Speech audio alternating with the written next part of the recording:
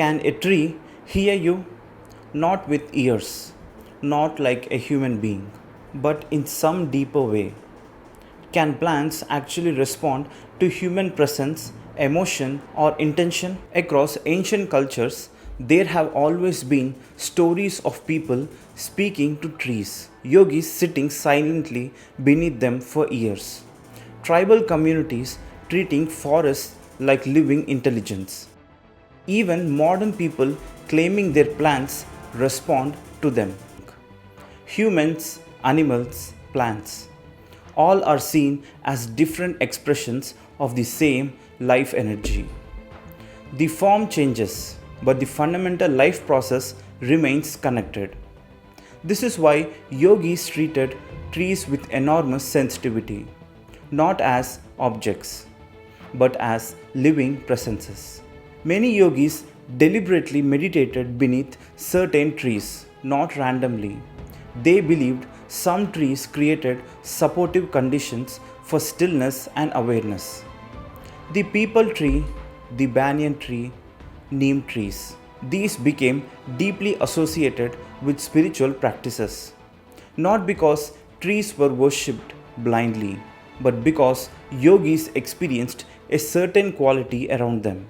Sadhguru has often said, life recognizes life.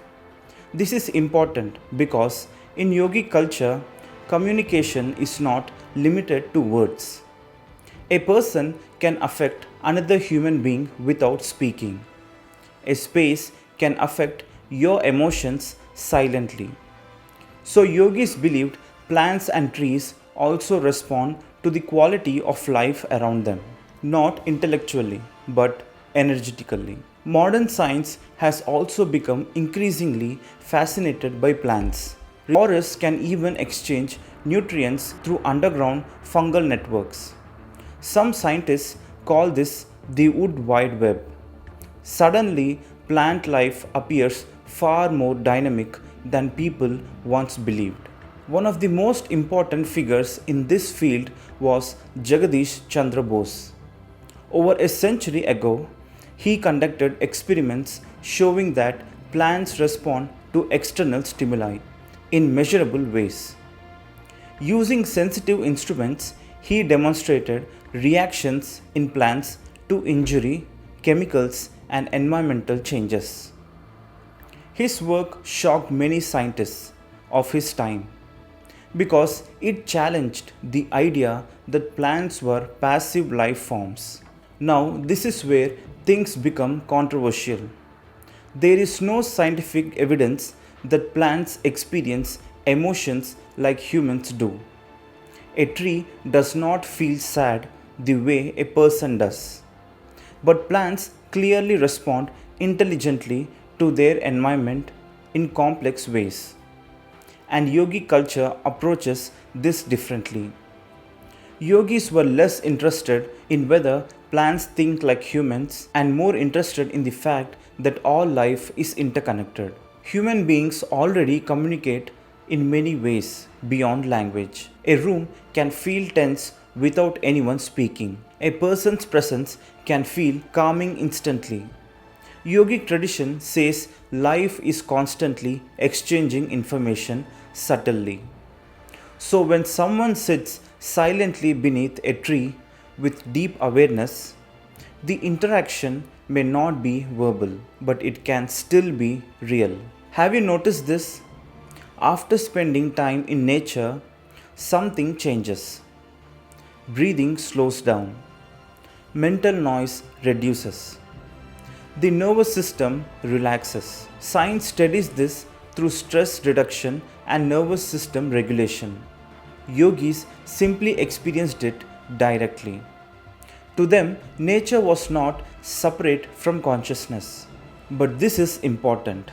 Yogic culture never encouraged fantasy. Trees are living beings, but that does not mean every plant is secretly speaking human language or delivering mystical messages. People can easily project emotions and imagination onto nature. Yogic tradition emphasized clarity, not emotional delusion. Still, the intelligence of nature is undeniable. A tiny seed becomes a massive tree. Without schools, without instruction, without human guidance. Life knows how to organize itself with astonishing precision. Yogis saw this intelligence everywhere, and they believed human beings could become more sensitive to it through awareness. Modern life has created enormous separation from nature. Screens replaced forests, noise replaced silence. Most people rarely sit quietly near a tree without distraction. And because of this, sensitivity reduces. Yogis believed that the more mentally noisy you become, the less you perceive subtle dimensions of life. Communicating with a tree does not mean hearing words. Maybe it means becoming deeply receptive, calm enough to sense life around you, present enough to feel connected instead of separate. Yogic culture constantly points toward this. The deeper your awareness becomes, the less isolated you feel from existence. Perhaps the real mystery is not whether trees communicate.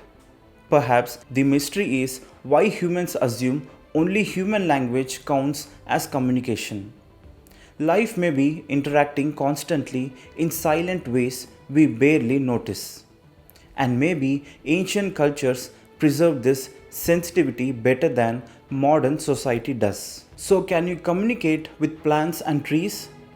Science confirms that plants are responsive, dynamic life forms, but not conscious communicators in the human sense. Yogic tradition goes further, suggesting that all life is interconnected in ways deeper than words. And perhaps real communication begins not with speaking, but with becoming quiet enough to listen.